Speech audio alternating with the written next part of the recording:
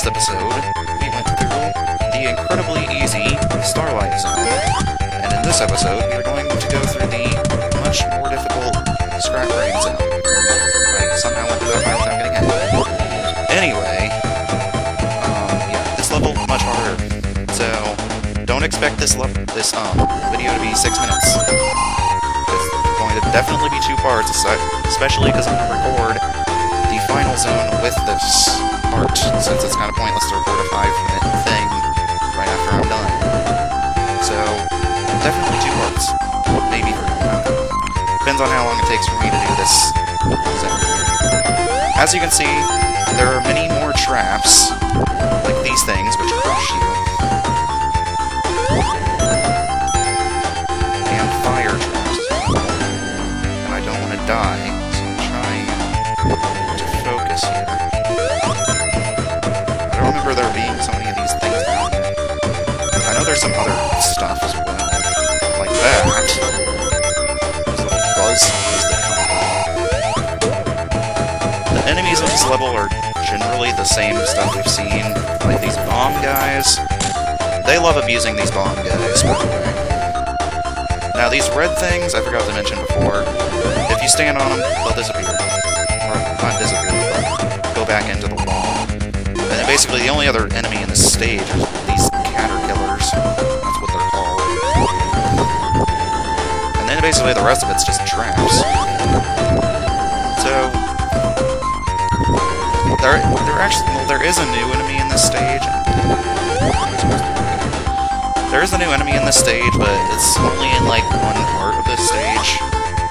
And Act 2, but still. There's also these little electricity conductor things. Which those things are plenty annoying. So I'm not gonna even risk trying to get those coins up there. I wanna test that theory to see if you can get special stage rings in this zone, so I don't wanna lose all my rings. Like I said, I'm almost positive that you can't get special stage rings in this place, but these guys are the enemies. They're called ball hogs. Basically, they just drop a little ball thing, which is technically a bomb, as you can see. And that's pretty much it. They're only in this one part of the level, and that's pretty much the only place in the entire game that they are. Crap. So much for that theory. Oh well. You can go test it yourself.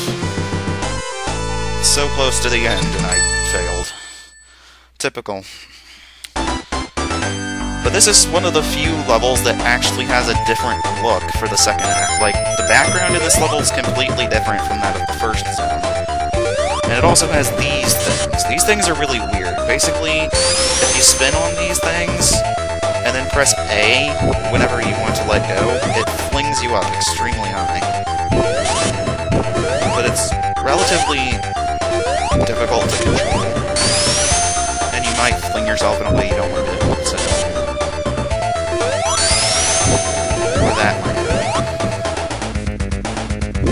I don't know. They're kind of weird. Interesting, but weird. And I want to get up there. I know there's a path to get there.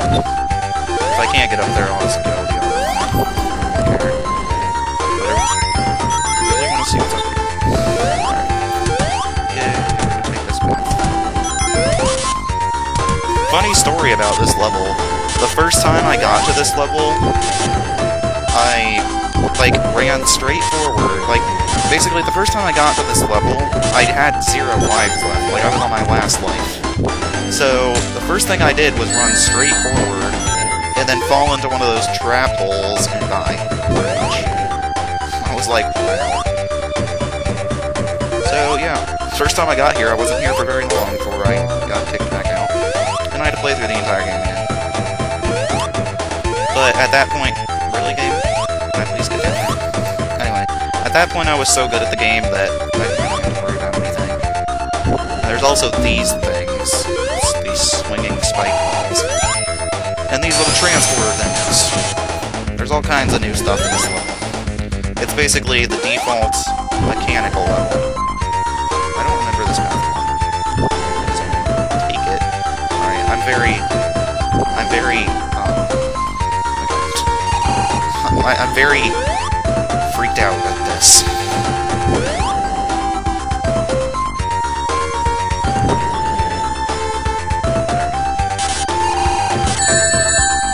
Okay, that was really jerkishly placed, but yeah, this level has a lot of stuff to kill you. More so than Labyrinth Zone. The only difference is that this one isn't underwater, so some people may think Labyrinth Zone is harder, some people may think that this zone is harder. I personally don't know what I'd consider harder. I mean, we're talking about which one took me longer, then Labyrinth Zone by far took me longer. But I might say that this one's harder, just because of how much, like, freaking traps and stuff there is in this one. There's just a lot of traps. It tries to kill you like that.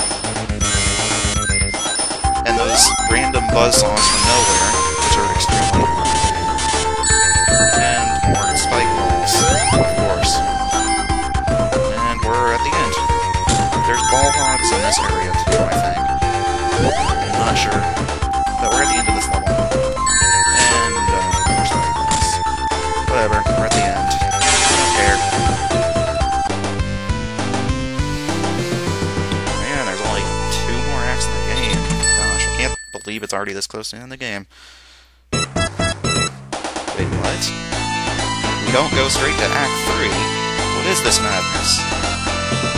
Dr. Robotnik, what are you doing? Why do you have a switch? No! No! And that is how you get to Act 3, which is technically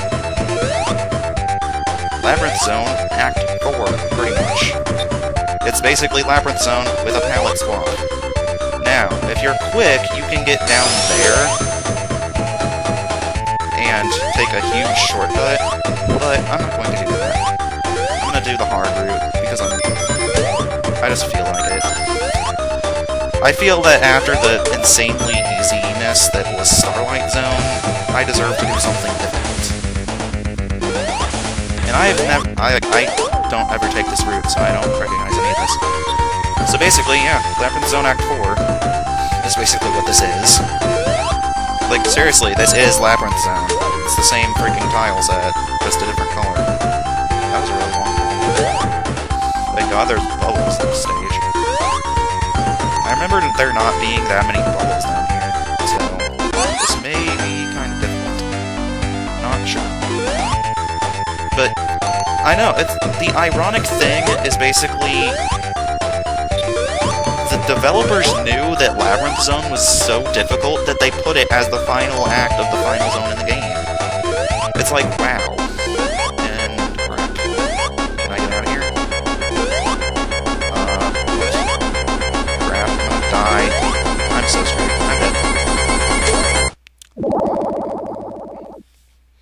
And that's what it looks like when you drown. Like I said, not much going on here. I'm kind of tempted to show this shortcut way, because it's really easy to get through if you take the shortcut, but I don't want to do that. So, yeah. We're just going to keep going this way. And we're going to keep experiencing pain for a long period of time. That's another thing I've recognized, is this level's very, like, big and open and stuff, and now we're exactly back where we were. So, I did have to do that here. And there was a frickin' checkpoint right there. That if we would have hit that, we would have just respawned here instead. Typical. You get, like, right next to a checkpoint and then die right before you get to it. And I don't feel like stopping for another one. And like you, die. Gotta get another bubble.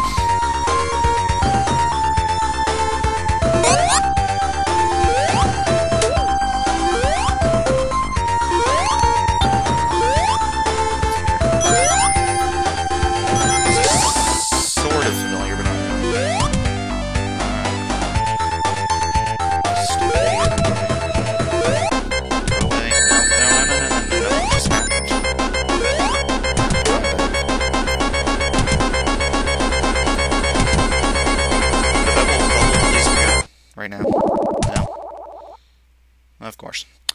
2 deaths in this one zone already. Like I said, they knew how annoying Labyrinth Zone was. So that's why they put it as a 3rd freaking act in this level. And trust me, this is not the only game, or Sonic game, that they troll you. They troll you in all the other Sonic games also. Well, mainly Sonic 2. You'll see when we get there.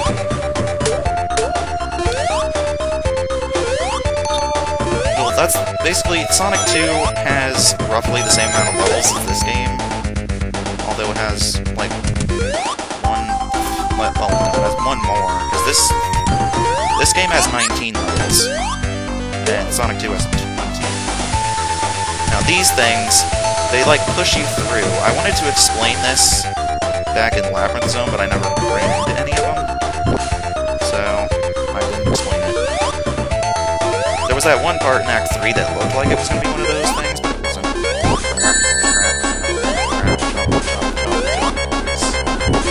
The surface.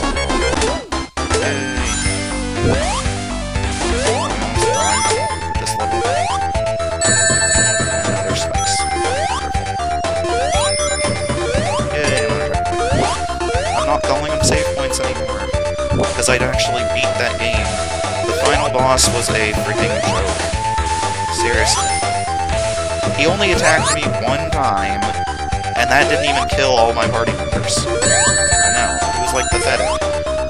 Everything else he did was just stupid stuff. Didn't really accomplish much of anything. So, yeah. I had more trouble on some of the mini-bosses than that.